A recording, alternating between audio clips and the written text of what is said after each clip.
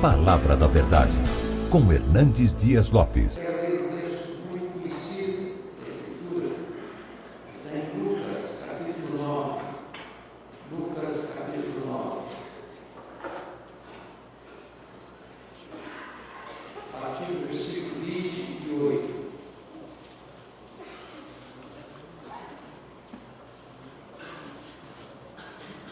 Lucas 9, a partir do verso 28.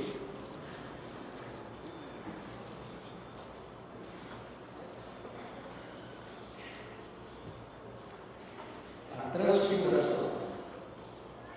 Cerca de 8 dias depois de proferidas estas palavras, tomando consigo a Pedro, João e Tiago, subiu ao monte com o propósito de orar. E aconteceu que, enquanto ele orava, a aparência do seu rosto se transfigurou e suas vestes resplandeceram de brancura. Eis que 2 varões falavam com ele, Moisés e Elias, os quais apareceram em glória e falavam da sua partida, que ele estava para cumprir em Jerusalém. Pedro e seus companheiros achavam-se premidos de sono, mas conservando-se acordados, viram a sua glória e os 2 varões que com ele estavam. Ao se retiraram estes de Jesus, disse-lhe Pedro: Mestre, bom estarmos aqui. Então façamos 3 tendas, uma será tua, outra de Moisés e outra de Elias. Não sabendo, porém, o que dizia. Enquanto assim falavam, veio uma nuvem e os envolveu, e encheram-se de medo ao entrarem na nuvem. E dela veio uma voz dizendo: Este é o meu filho, o meu eleito, a ele ouvi. Depois daquela voz, achou-se Jesus sozinho. Eles calaram-se e naqueles dias a ninguém contaram coisa alguma do que tinham visto. No dia seguinte, ao descerem eles do monte, veio ao encontro de Jesus grande multidão. E eis que dentre a multidão surgiu um homem dizendo em alta voz: Mestre, suplico-te que vejas meu filho, porque é o único. Um espírito se apodera dele, de repente o menino grita e o espírito o atira por terra, convulsiona-o até espumar, e dificilmente o deixa depois de o ter quebrantado. Roguei aos teus discípulos que o expelissem, mas eles não puderam. Respondeu Jesus: Ó geração incrédula e perversa, até quando estarei convosco e vos sofrerei? Traz o teu filho. Quando se aproximando, o demônio o atirou no chão e o convulsionou. Mas Jesus repreendeu o espírito imundo, curou o menino e o entregou a seu pai. E todos ficaram maravilhados ante a majestade de Deus. Como todos se maravilhassem do quanto Jesus fazia, disse aos seus discípulos: Fixai nos vossos ouvidos as seguintes palavras: O Filho do Homem está para ser entregue nas mãos dos homens. Eles, porém, não entendiam isso, e foi-lhes encoberto para que o não compreendessem, e temiam interrogá-lo a esse respeito.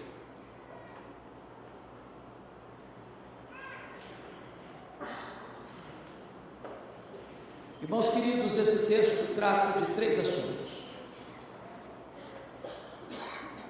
Esse texto fala de 3 tipos de relacionamento com Deus, 3 graus ou 3 tipos de espiritualidade. E eu gostaria de nominar esses 3 tipos. O primeiro deles, a espiritualidade de Pedro, Tiago e João. O segundo deles, a espiritualidade dos 9 discípulos que ficaram no sopé do monte e não subiram o monte da transfiguração. E a terceira, a espiritualidade do próprio Jesus. Nós poderíamos definir a espiritualidade de Pedro, Tiago e João como a espiritualidade do monte. Eles subiram o monte. A espiritualidade dos demais, a espiritualidade do vale. Eles ficaram no vale. E a terceira, a espiritualidade de Jesus. A espiritualidade do monte é caracterizada por um fato curioso. No topo daquela montanha eles veem milagres. Eles estão vivendo uma experiência de êxtase. Então eu vou chamar a espiritualidade do monte da espiritualidade do êxtase, sem entendimento, porque eles veem milagres, mas eles não discernem as coisas espirituais. Aqueles que ficaram no vale, ficaram, mas não oraram, não jejuaram, não trabalharam, estavam discutindo com os escribas, desprovidos de poder. Então eu vou chamar a espiritualidade dos que ficaram no sopé do monte, como a espiritualidade do vale, a discussão sem poder. E nós vamos examinar a espiritualidade de Jesus, que é caracterizada por 3 coisas: oração, obediência e poder. Vamos examinar esses 3 pontos. Obrigado, querido. Vamos examinar esses 3 pontos. Primeiro, compare comigo a espiritualidade do monte, do êxtase sem entendimento. Diz a Bíblia que Jesus subiu um monte para orar, e ele ora, mas os discípulos Pedro, Tiago e João não oram, eles dormem. O que era algo sublime para Jesus, o que provocava prazer e deleite no coração de Jesus, era um cansaço para eles, produzia fadiga para eles. O que era o mais deleitoso para Jesus dava sono neles. Mas notem vocês que, apesar de eles não orarem, no topo daquela montanha, 4 milagres aconteceram. Primeiro milagre: Jesus foi transfigurado diante deles. O rosto de Jesus brilhava como o sol, a roupa de Jesus brilhava como a luz. Marcos diz que nenhum lavandeiro da terra poderia alvejar roupa daquela forma, e eles veem essas coisas. Segundo milagre: aparece em glória conversando com Jesus Moisés e Elias, o representante da lei e o representante dos profetas. Terceiro milagre: eles são envolvidos por uma nuvem luminosa, envelopados por essa nuvem. Quarto milagre: de dentro da nuvem brota uma voz divina: este é o meu filho, o meu eleito, a ele ouvi. Bom, eles estão vendo milagres, mas eles não têm o mínimo discernimento espiritual. E aqui nós chegamos a uma conclusão já prévia. Há um consenso quase que geral no meio evangélico, sobretudo brasileiro, que se nós conseguíssemos ver mais milagres, nós creríamos mais. E é por isso que há muitas igrejas que andam atrás de milagres e até pregam milagres que nunca aconteceram, com a ideia de que se nós enxergássemos milagres e mais milagres, nós iríamos ter uma fé mais robusta.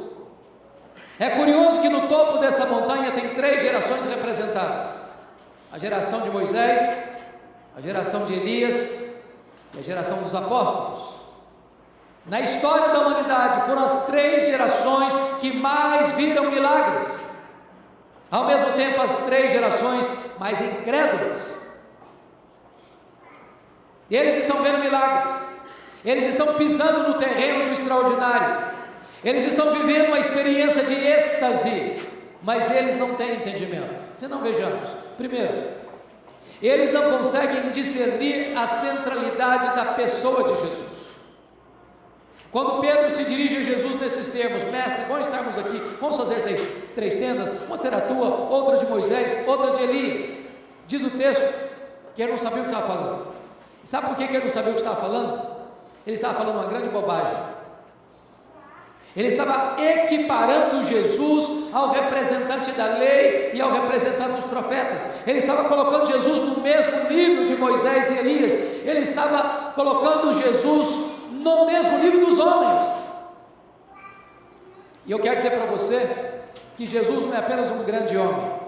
Jesus é o Filho de Deus. Jesus é único. Jesus é singular. Jesus é absoluto. É por isso que o próprio Pai corrige o desvio doutrinário de Pedro, dizendo: este é o meu filho, o meu eleito, a ele ouvi. Quando a nuvem desaparece, eles não veem mais nem Moisés, nem Elias, eles só veem Cristo, porque a nossa espiritualidade precisa estar centrada apenas na pessoa de Cristo Jesus, nosso Senhor. Eles não discernem a centralidade da pessoa de Jesus. Mas em segundo lugar, eles estão vendo milagres, mas eles não discernem a centralidade da missão de Jesus. Confira comigo o verso 31. Notem aí qual era a pauta daquela conversa de Moisés e Elias com Jesus. Diz o texto que eles conversaram sobre a partida de Jesus para Jerusalém. A palavra partida no grego é a palavra êxodos, de onde vem a nossa palavra portuguesa, êxodo. Eles estavam conversando sobre a morte de Cristo, sobre a cruz de Cristo, sobre a sua viagem para Jerusalém, para ser preso, para ser sentenciado, para ser condenado, para ser crucificado, para ser morto. E é maravilhoso entender que o êxodo foi a libertação do povo de Israel da escravidão do Egito. E esse texto está querendo dizer que a cruz de Cristo foi onde aconteceu o nosso êxodo, a nossa libertação, onde as algemas foram quebradas, onde as cadeias foram rompidas e nós fomos libertos. A pergunta é: será que os discípulos entenderam isso? Confira comigo, no verso 43, 44 desse texto. Diz que quando Jesus desceu daquele monte, curou aquele menino endemoniado, libertou aquele menino, entregou o menino para o seu pai, as multidões ficaram maravilhadas. Aliás, todos ficaram maravilhados, inclusive os discípulos. E o que significa ficaram maravilhados? O verso 44 já nos responde, porque nesse momento Jesus Cristo se dirige aos discípulos dizendo assim: fixai nos vossos ouvidos as seguintes palavras: o Filho do Homem vai ser entregue nas mãos dos homens. O que Jesus está querendo dizer com isso? Ele está dizendo o seguinte: não pensem em vocês que eu vou mudar a minha agenda, não pensem em vocês que vocês vão me reter aqui apenas para fazer milagres. Não foi para isso que eu vim especificamente. Eu vim na verdade para ir para a cruz, e é para a cruz que eu estou indo, porque na verdade é lá na cruz que vai acontecer a libertação de vocês. Mas o verso 45 nos diz que os discípulos não entenderam isso. Eles estavam vendo milagres, mas não discerniam nem mesmo a principal missão de Jesus, que era vir ao mundo para morrer pelos nossos pecados e quebrar o nosso cativeiro e nos tirar da prisão espiritual. Terceiro lugar, eles estavam vendo milagres, mas eles não discerniram a missão principal deles mesmos. Prestem atenção nisso. Quando Moisés diz assim para Jesus: mestre, bom estarmos aqui, vamos fazer 3 tendas. Aliás, nós nem queremos tendas para nós, só para o Senhor, para Moisés e para Elias. Sabe o que ele está querendo dizer com isso? Jesus, esse monte é maravilhoso, aqui o ar é rarefeito, aqui a gente pisa no terreno do extraordinário, aqui a gente vê milagres. Não vamos descer não, Jesus, lá embaixo o negócio é complicado, lá tem uma multidão de gente complicada, lá tem gente doente, lá tem gente oprimida, lá tem gente possessa, lá dá muito trabalho. Jesus, vamos ficar por aqui mesmo. Sabe o que significa isso? A espiritualidade da fuga. Deixa eu dizer uma coisa para você, querido: a espiritualidade do monte é para recarregar as baterias. Mas o nosso ministério é no vale, onde as pessoas estão aflitas, angustiadas, perdidas, escravizadas, enfermas, possessas, precisando de cura, precisando de libertação, precisando de alívio, precisando de salvação. Às vezes a nossa espiritualidade, irmãos, é a espiritualidade de um congresso, de uma conferência, de um domingo à noite, de um culto na igreja. Mas eu quero dizer para você que você veio para cá é recarregar as baterias, mas é lá na sua empresa, é lá na sua escola, é lá na sua universidade, é lá na sua indústria, é lá no seu trabalho, é lá no seu escritório, é lá no seu dia a dia, é lá na rua, é lá na praça, é lá no hospital, é lá onde você exerce o seu trabalho, é lá onde as pessoas estão gemendo e sangrando que Deus chamou você para exercer o seu ministério. Quarto lugar, eles estão vendo milagres, mas eles não discernem a centralidade do culto. Notem vocês isso. Quando daquela nuvem luminosa eles escutam aquela voz divina: este é o meu filho o meu eleito a ele ouvir. Diz que eles ficaram aterrados de medo. Mateus diz que eles caíram de bruços de tanto medo. E aqui eu queria destacar duas coisas, dois perigos, ou dois excessos, ou dois extremos. O primeiro extremo em relação a isso, irmãos, é a falta de reverência. Vocês já perceberam que a nossa geração é uma geração que está perdendo paulatinamente a questão da reverência? As pessoas parecem que não se apercebem quão grande é o nosso Deus, quão santo é o nosso Deus, quão sublime é estar na presença de Deus. A falta de reverência pode se expressar na maneira de você se portar, até mesmo no culto. Eu fiquei impressionado lá atrás, alguns anos aí, uns 2 anos, quando aconteceu a Copa das Confederações, o Brasil foi campeão. O técnico da seleção brasileira fez uma exigência para os jogadores, vocês se lembram disso? Não quero que nenhum jogador da seleção brasileira entre em campo mascando chicletes. Quero que todos os jogadores da seleção brasileira cantem o hino nacional com senso de patriotismo. E vocês se lembram que, com a atitude dos jogadores, as arquibancadas foram inflamadas a cantar com orgulho o hino nacional brasileiro. Aí eu fiquei pensando, meu Deus, se para entrar num campo de futebol se precisa reverência, quanto mais você está na presença do Rei dos Reis e do Senhor dos Senhores. Mas é um outro extremo, é o extremo da fobia de Deus, do medo de Deus. Porque às vezes, queridos, até em nome de uma espiritualidade saudável, nós produzimos uma espiritualidade de opressão, de medo, como se Deus fosse um xerife cósmico, como se Deus fosse um guarda que está com um porrete na mão para lhe dar uma bordoada ao sinal do seu primeiro deslize. E às vezes até os pais, na melhor das intenções, criam esse espírito negativo e errado no coração dos filhos. Quando o menino começa a fazer uma peraltice, o pai e a mãe dizem: menino, não faça isso não, porque Deus vai te castigar. Aí o primário, quando aquele menino vira um adolescente, o primeiro deslize que ele der, sabe o que ele vai fazer? Ele vai correr de Deus, em vez de correr para Deus. Deixa eu dizer uma coisa para você. Nós deveremos ter toda a reverência na presença de Deus, mas nosso Deus é Pai.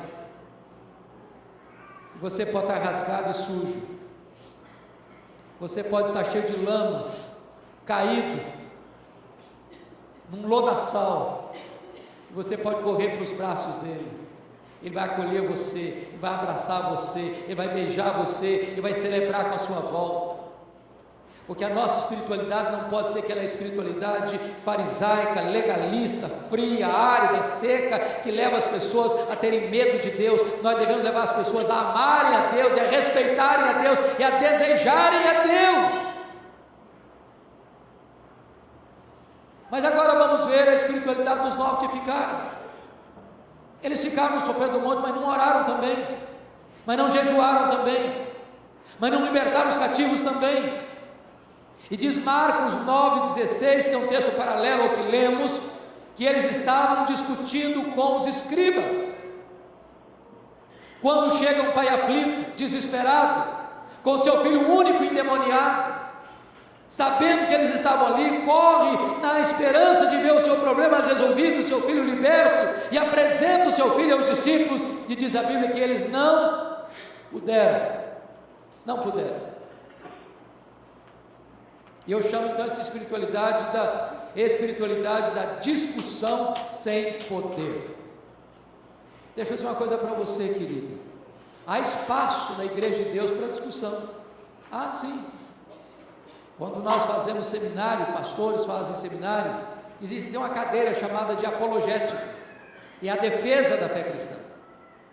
Mas aqui há um grande perigo, há uma grande sutileza, é que às vezes o inimigo, tão astuto que é, tira-nos do foco, não com coisas ruins, mas com coisas boas, mas que não são prioritárias naquele momento.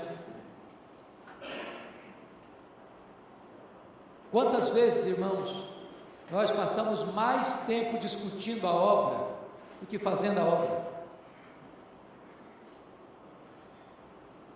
discutimos mais a obra do que fazemos a obra. Nós nos reunimos, irmãos, domingo após domingo, semana após semana. Para quê? Para discutir. E aí, nós queremos aprofundar a discussão, marcamos um congresso, agora vamos discutir com mais profundidade. E aí discutimos. Aí vamos fazer um seminário a 500 quilômetros, sabe para quê? Para aprofundar a discussão.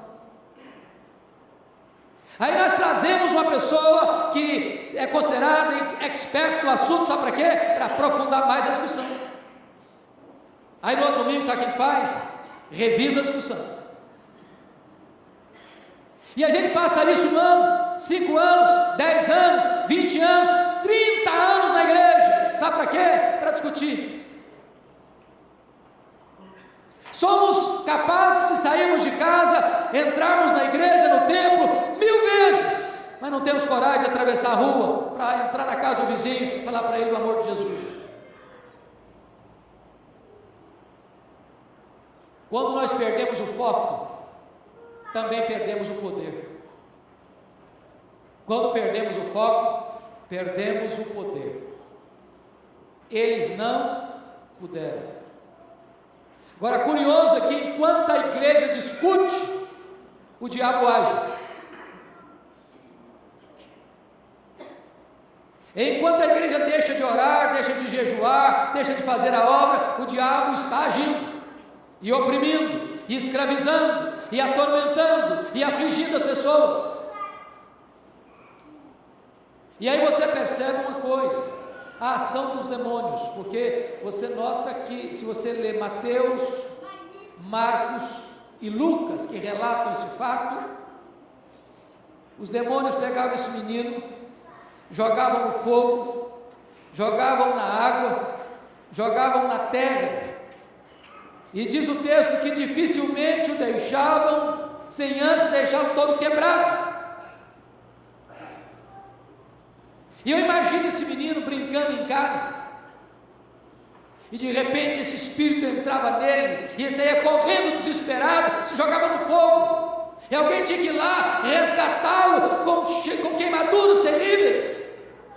Ele saía dali, corria, jogava-se na água, alguém tinha que pular ali para livrá-lo do afogamento. Ele caía por terra como um saco, e ele se levantava todo ralado, ensanguentado. Era filho único. Quando aquele homem chega perto do pai e pergunta assim: desde quando esse menino está assim? Lembram a resposta? Está lá em Marcos capítulo 9. O pai responde: desde a sua infância. E a palavra infância no grego lá é brefos. E brefos descreve desde a vida intrauterina até a primeira infância. Talvez aquele menino já estava possesso no ventre da mãe. Talvez aquele menino já nasceu possesso. Talvez aquele menino passou a infância toda mergulhado nesse drama da possessão. Um tormento, um sofrimento cruel. E eu posso lhes garantir que há muitas crianças hoje perturbadas com isso. Estava começando meu pastorado em Vitória. Se converte uma mulher da alta classe social da cidade. E ela vem para a igreja, traz a sua filhinha de 3 anos com ela. E um dia essa mulher, caminhando pelas ruas de Vitória, com a criança no colo, toma um susto, porque a menina, ela estava cantando um cântico espiritual, de repente a menina olha para ela, com o rosto desfigurado, e começa a blasfemar do nome de Jesus, falar impropérios terríveis. A mãe toma um susto, pensou que a menina estava tendo um surto psicótico, dali mesmo correu para o psiquiatra, ele examinou a menina, não constatou nada. A mãe me liga aflita e diz: pastor, eu preciso de ajuda. Eu disse: traz a sua filha aqui. Quando ela chegou no meu escritório, no meu gabinete pastoral, ela se assentou na minha frente, eu comecei a conversar com a mãe, a criança no colo dela. A criança me olhando com um olhar pesado, denso. Quando eu comecei a falar do nome de Jesus, essa criança salta do colo da mãe, falando coisas horríveis, impropérios terríveis, e começa a serpentear no carpete da sala como uma cobra.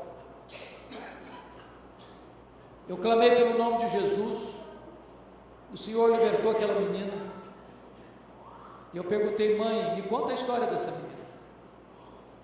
E ela me disse: pastor, o meu marido é um bandista, e ele consagrou essa menina no ventre, aos guias, aos espíritos, aos demônios. Tem muita gente assim, aflita, sofrendo como aquele pai com a criança possessa desde a infância. E certamente o propósito desse espírito maligno era matar aquele menino, era destruir a vida daquele menino, era arruinar com a vida da família, porque o diabo, ele veio para roubar, para matar e para destruir. Ele é assassino, ele é mentiroso, ele é opressivo, ele é Abaddon, ele é Apolion, ele destrói, ele mata, ele tira a paz, ele tira a alegria, ele atormenta as famílias. Agora a grande pergunta é: por que aqueles discípulos não puderam? Jesus Cristo responde para eles: sabe por que vocês não puderam? Porque esta casta só sai com oração e jejum.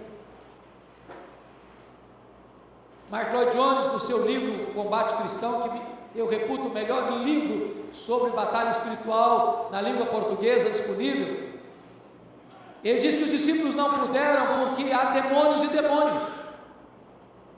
Nem toda luta espiritual tem o mesmo grau de resistência. Aqueles discípulos já tinham tido sucesso em outras campanhas evangelísticas, onde eles libertaram os cativos, e eles chegaram a dizer: Senhor, até os demônios se nos submetem a nós pelo teu nome. Mas agora eles não puderam. A resistência é maior, a luta é mais intensa. E por que não puderam? Porque esta caça só sai com oração e jejum. Deixa eu dizer uma coisa para você, querido: poder espiritual não se recebe na academia, poder espiritual não se recebe num banco de seminário, poder espiritual não se recebe num curso de mestrado, de doutorado e pós-doutorado. Poder espiritual você não recebe lendo livros de teologia, embora tudo isso é coisa maravilhosa. Poder espiritual você recebe de joelhos em oração. Só Deus pode revestir com poder, e o poder vem por intermédio da oração. E Jesus vai além e diz o seguinte: esta caça só sai com oração e jejum. E nós somos uma geração que está desaprendendo o exercício espiritual do jejum. Qual foi a última vez que você jejuou? Para buscar Deus, para quebrantar o seu coração, para pedir revestimento de poder. Dr. John Piper escreveu um livro sobre esse assunto maravilhoso, chamado Fome por Deus, e ele define jejum como fome de Deus. Fome de Deus. E ele diz que o que mais nos afasta às vezes de Deus não é coisa ruim não, é coisa boa. Ele diz que às vezes o que pode tirar você do foco, da busca do poder, pode ser uma torta de maçã ou uma garrafa de Coca-Cola, quem sabe até uma picanha na brasa. Toda vez que a dádiva de Deus toma o lugar de Deus na nossa vida, nós estamos em perigo. Jejum é fome de Deus. E aí ele coloca algo interessantíssimo, ele diz assim, está lá em 1 Coríntios 10, 31, lembra? Portanto, quer comais, quer bebais, quer façais qualquer outra coisa, fazei tudo para a glória de Deus. Então você come para a glória de Deus, e você jejua para a glória de Deus. E alguns dizem assim: bom, se eu como para a glória de Deus, e eu jejuo para a glória de Deus, eu prefiro comer para a glória de Deus.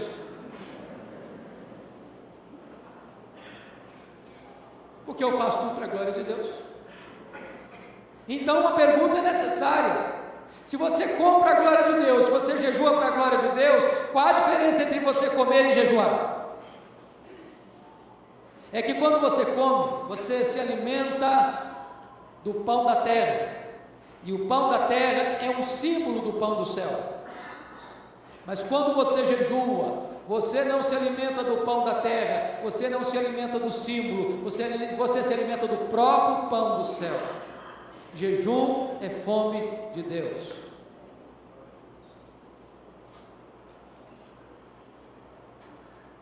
Irmãos queridos, a sensação que você e eu temos é que falta poder. Falta poder.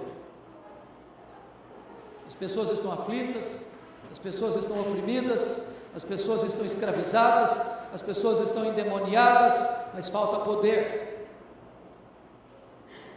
Elas chegam e voltam vazias, e voltam frustradas, e voltam decepcionadas, e elas entendem o seguinte: eles não puderam. E não puderam porque não oram, não puderam porque não jejuam, não puderam porque passam o tempo discutindo a obra, em vez de fazer a obra. Então, amados, é hora de nós aprendermos com Jesus. Qual a espiritualidade de Jesus? Primeiro, a espiritualidade de Jesus é a espiritualidade da oração. Ele subiu um monte para quê? Para orar. O que ele fez? Ele orou. E porque ele orou, algumas coisas aconteceram. Primeiro, seu rosto foi transfigurado, suas vestes foram vazadas pela glória de Deus. A glória de Deus vem sobre nós, irmãos, quando nós oramos. A Shekinah de Deus vem sobre nós quando nós oramos. A luz do céu irradia a nossa vida quando nós oramos. Se não há oração, há uma penumbra, há uma sombra, há uma escuridão. É a luz de Deus que vem em resposta à oração da igreja. A manifestação de Deus vem por meio da oração. Leia a história bíblica, leia a história da igreja, e você jamais verá a manifestação poderosa de Deus na vida do seu povo, sem que isso tenha sido precedido por oração. Segundo, porque Jesus orou, o Pai o preparou antecipadamente para enfrentar a cruz. A conversa de Moisés e Elias com Jesus foi sobre a sua partida, foi sobre a cruz. Isso significa que o Pai estava preparando o seu filho. Quando você ora, amado, Deus fortalece você, Deus abastece você, Deus renova você, Deus capacita você, Deus sustenta você, porque nas crises da vida, se nós não temos vida de oração, nós vamos naufragar. Terceiro lugar, porque Jesus orou, o Pai saiu em sua defesa. Notem vocês que Jesus não corrige o erro de Pedro. Jesus não diz: Pedro, você está errado. Jesus ora, e porque Jesus ora, o Pai o defende. Você não precisa se defender, você precisa orar, porque quando você ora, Deus defende você. A espiritualidade de Jesus é a espiritualidade da oração. Segundo lugar, a espiritualidade de Jesus é a espiritualidade da obediência. Pergunto novamente: qual foi a pauta da conversa de Moisés e Elias com Jesus? A sua partida, a sua ida para Jerusalém, a sua morte na cruz. A pergunta é: que grau de compromisso Jesus revela com essa agenda de obediência quando desce desse monte? Confira comigo, verso 43 e 44, quando ele diz naquela circunstância em que a multidão está maravilhada com o seu milagre, e não é a primeira vez que a multidão maravilhada com o milagre quer reter Jesus como um rei, como um imperador de milagres, como alguém que resolve os seus problemas imediatos. É mais uma tentativa aqui da multidão a se articular para manter Jesus no meio deles como operador de milagres.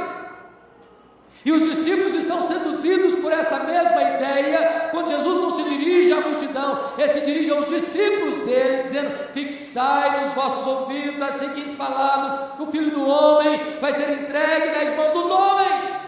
Está dizendo o seguinte: não pensem em vocês que eu vou mudar minha rota, não pensem em vocês que eu vou mudar minha agenda, não pensem em vocês que eu vim apenas para fazer milagres, eu estou indo para a cruz, porque é lá que eu vou conseguir a libertação de vocês. Mas confira o verso 51 comigo, por favor.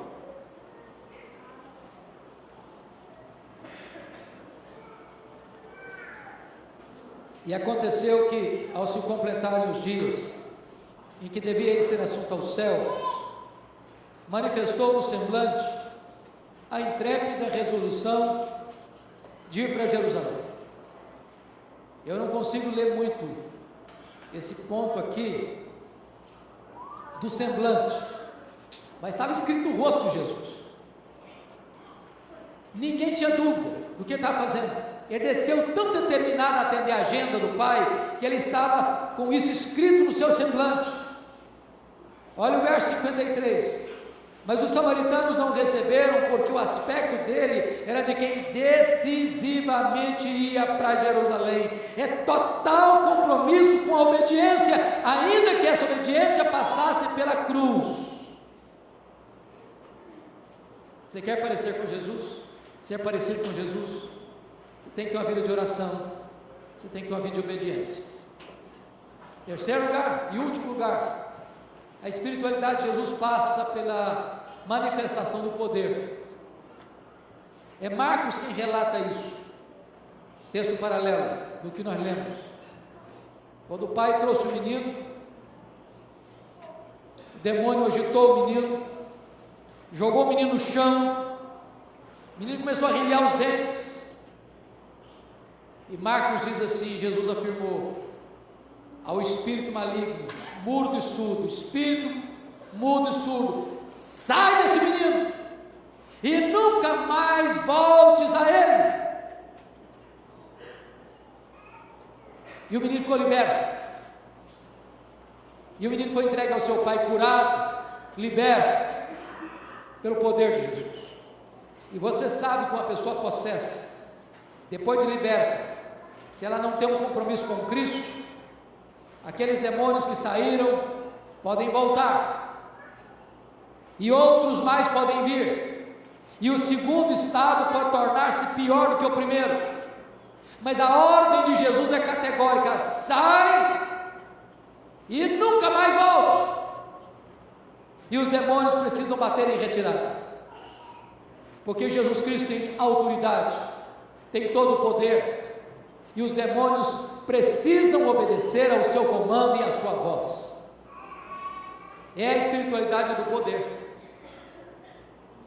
E sabe, irmãos, a Bíblia diz que Jesus Cristo, ao retornar ao céu, ele disse para os seus discípulos antes de partir: permanecei na cidade até que do alto sejais revestidos de poder.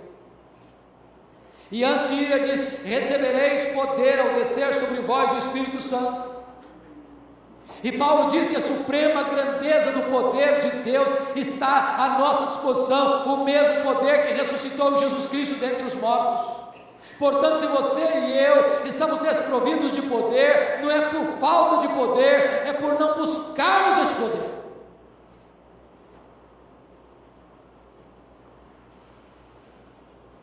E eu queria concluir remetendo você ao texto de Marcos capítulo 5, porque penso que é a experiência mais dramática revelada nos evangelhos sobre essa situação de uma pessoa possessa. Jesus Cristo, depois de uma tempestade no mar da Galileia, vai para o lado oriental do lago, nas montanhas de Golã, na região de Gadara, no meio de uma noite tenebrosa, dentro de um cemitério, um despenhadeiro. E a coisa que você menos espera ver no cemitério, sobretudo de noite, é um homem vivo. Lá tinha um homem vivo, nu, ensanguentado, violento, gritando de dia e de noite entre os sepulcros. Quando Jesus entrou ali, aquele homem veio correndo, se prostrou aos pés de Jesus. E aqueles demônios fazem 3 pedidos para Jesus. Primeiro pedido: não nos atormentes antes do tempo. Segundo pedido: não nos mandes para fora do país. Terceiro pedido: manda-nos para essa manada de porcos. Tinham 2.000 porcos pastando na região. Curiosamente, Jesus atende o pedido dos 3 demônios, os 3 pedidos dos demônios. E Jesus cura aquele homem, Jesus liberta aquele homem. Agora aquele homem está saudável, aquele homem está vestido, aquele homem está sentado aos pés de Jesus, aquele homem está em pleno equilíbrio emocional, aquele homem está curado, aquele homem está liberto, aquele homem está salvo. E agora esse mesmo homem, que outrora estava endemoniado, que os demônios outrora fizeram pedidos a Jesus e Jesus atendeu a todos eles, agora faz um pedido para Jesus, como um homem liberto e convertido: Senhor, permita-me ir contigo, eu quero fazer parte da tua caravana, eu quero acompanhar-te. E Jesus, que havia deferido os 3 pedidos dos demônios, indefere o pedido desse homem liberto e convertido. Jesus diz: não, você não vai comigo, vai para os teus e conta a eles quantas coisas o Senhor fez por ti, e como teve compaixão de ti.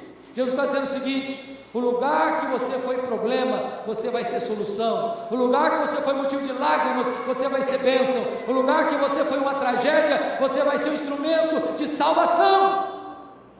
Primeiro campo missionário seu vai ser a sua família.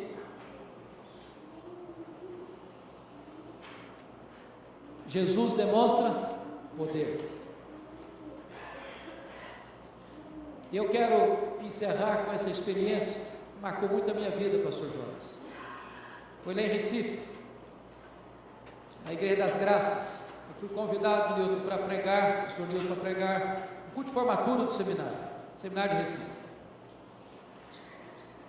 E depois do culto, depois da mensagem, um dos formandos, que hoje é nosso missionário na Índia, um rapaz de quase 2 metros de altura, veio me contar uma experiência muito emocionada. Ele disse que naquele ano, 4º ano, ele foi convidado para pregar numa das nossas belas capitais, uma das mais expressivas igrejas presbiterianas do nosso país. Ele se sentiu muito honrado, 4ª missa, nem formado ele era ainda, para pregar uma série de conferências, sexta, sábado e domingo. E eu costumo brincar que todo seminarista do 4º ano tem uma leve sensação de que é um forte concorrente, o Charles Haddon Spurgeon. E ele então botou seu melhor terno na mala, empacotou seus melhores sermões e chegou na casa do pastor onde ele se hospedaria. Era sexta-feira, à tardezinha, já estavam se preparando para ir para a igreja, quando chega uma mulher desesperada na casa do pastor. Diz: pastor, eu preciso de ajuda. O que aconteceu? A minha vizinha está endemoniada, pastor. Tem uma pequena multidão ao redor da casa dela, ela está gritando, ela está quebrando tudo dentro de casa, ninguém tem coragem de lidar com a situação, o senhor tem que ir lá nos ajudar. E o pastor calmamente disse para ela: ô minha irmã, que coisa interessante, acaba de chegar de Recife um santo homem de Deus preparado para essa tarefa. E o seminarista começou a tremer as pernas. E ele gaguejando disse para o pastor: eu só vim avisar o senhor que eu estou indo embora. Na verdade, o pastor não o deixou embora. O pastor pegou na mão dele, no braço dele, e saiu andando rua fora. De longe, eles escutaram os gritos cavernosos daquela mulher. Quando chegaram perto da casa, uma pequena multidão ao redor, o pastor olhou para o seminarista olhou para o chão. O pastor disse: seminarista, o caso é todo seu, pode entrar na casa. O seminarista, tremendo muito, entrou naquela casa. Quando ele entrou, se deparou com um quadro horrível. Aquela mulher estava com os olhos vermelhos, com os cabelos desalinhados, o rosto segurado. E ele tentou esboçar a primeira palavra para falar alguma coisa, e ela lhe deu uma bofetada na cara e o jogou no chão. E ele ficou no chão por mais de 1 hora. E ela bufando ao redor dele como uma fera selvagem. E esse seminarista me disse: pastor Hernandes, a minha vida passou na minha cabeça como um filme. Eu comecei a perceber quão seco eu estava, quão árido eu estava, quão mecanicamente era a minha vida religiosa. Estava no piloto automático. Eu lia a Bíblia, mas aquilo não falava nada comigo. Eu orava, mas havia uma sequidão na minha alma. Eu ia para a igreja, mas nada acontecia. Eu pregava como pregador profissional, alguém que sabia fazer sermão, mas não havia calor na minha alma, não havia fogo no meu coração, não havia sede no meu espírito. E ele disse que ficou mais de 1 hora ali, e a vida dele passando como um filme na cabeça dele, e a mulher bufando ao redor dele, lá pelas tantas. Ele começa a orar, silenciosamente, talvez como Sansão agarrado naquelas colunas. Diz: meu Deus, eu sou teu servo. Meu Deus, restaura minha autoridade. Meu Deus, restaura meu poder. Quando ele começou a orar assim, a mulher caiu. Quando ela caiu, ele se levantou. Porque diante de Deus, humildade, mas diante do diabo, autoridade. E ele deu ordem àqueles demônios para baterem em retirada. E a mulher ficou livre. E esse seminarista, abraçado e chorando comigo, me disse algo que eu nunca mais esqueci. Ele disse: pastor Hernandes, eu compreendi ali que não basta ser crente, não basta ser membro de igreja, não basta ser presbiteriano, não basta ser diácono, não basta ser presbítero, não basta ser seminarista, não basta ser pastor, não basta ser missionário, não basta ser reformado, não basta ser calvinista, não basta ser doutor. É preciso o poder do Espírito Santo na nossa vida. Nós precisamos, irmãos, desesperadamente imitarmos a Jesus, uma vida de oração, uma vida de obediência, uma vida de poder espiritual. Que Deus, pela sua graça, nos revista nesta noite, e nos fortaleça nesta noite, e nos encha do seu Espírito nesta noite.